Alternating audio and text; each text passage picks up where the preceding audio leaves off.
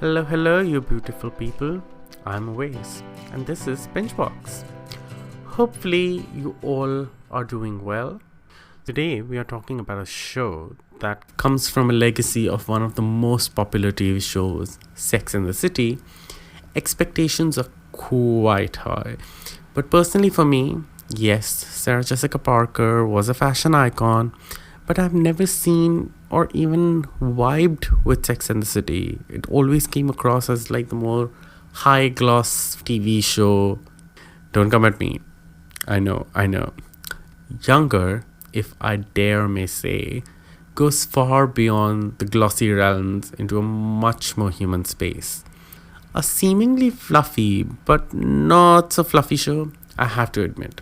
I came across Younger far into its runtime, around when it was in its fourth season, and was pleasantly surprised how fun and easy was it to watch. The basic premise is simple. A 40-year-old woman, Liza, is wanting to get back into publishing after separating from her husband and gets mistaken for being a 20-year-old something. So basically, the good wife, but with a twist. At first, she's a bit reluctant, but she rolls with it, navigating the professional life of the publishing world, moonlighting, or rather daylighting, as millennial, while oscillating between two really hot men, friendships, new and old, and motherhood.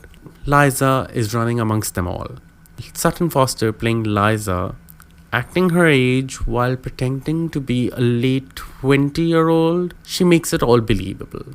I always describe her vibe as a real-life Tinkerbell because she has this happy energy about her. Her badass friend, who she lives with, Maggie, played by Debbie Mazar, is just straight-up no-nonsense artist. Liza's colleague, Kelsey, played by Hilary Duff, is fun and easy and a confident millennial woman who doesn't let any opportunity pass and knows and speaks her mind. And her best friend Lauren is the kooky one of the group. I think I came to this show especially because of Hilary Duff. However, the statement maker of this show is Liza's boss, Diana Trout, the only formidable woman who can pull off the fish as a last name and the biggest of the necklaces I have ever seen.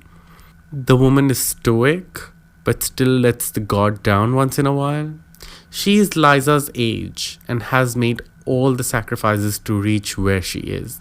Look out for the best emotional moments when she lets that wall down. Miriam Shore is an absolute revelation. In a series that involves the love triangle between two very hot men, Nico Tortorella and Peter Herman, it is the women in the series that make all the moves and dominate the space. In the era of fake news and lies, this series, whose whole premise is built on just that, definitely showcases the repercussions of those lies and what one puts on the line. So it was funny to see the era of Trump and all that fake news happening in real life, and then this TV series making lies in a much more comedic and believable space. From ageism, virality, to misogyny and women inheriting companies setting them up for failure, it's a thing. I found out this through this show, and it's very much a real thing. The series at different points weaves different social and political messages throughout the show, while keeping the tone very current and easy to watch at the same time. When a show comes with the legacy of Sex and the City, I have to talk about the wardrobe.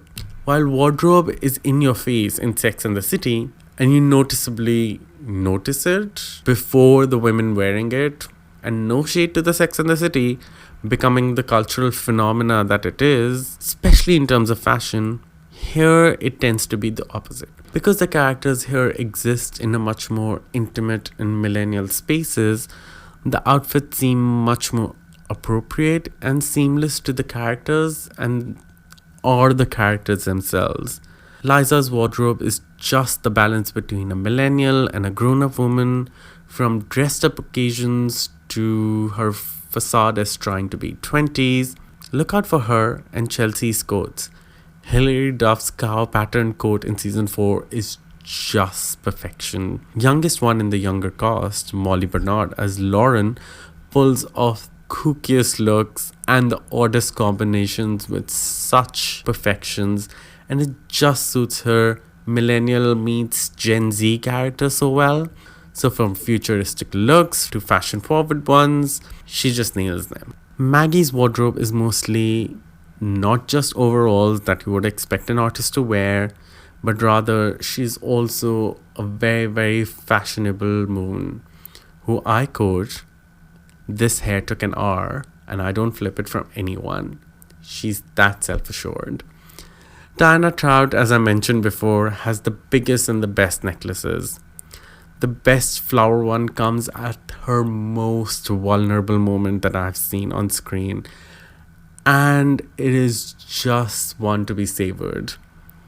Watch this TV show when you want something easy and digestible to watch, yet be intelligently entertained. Younger has 6 seasons out, and 7th one, sadly it's lost, is currently airing. So you can watch Younger on TV Land, Paramount, and Stan in Australia.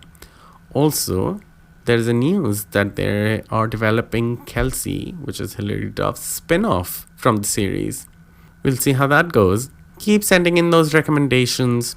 I was also thinking about starting a Patreon with extra episodes of things that I don't like.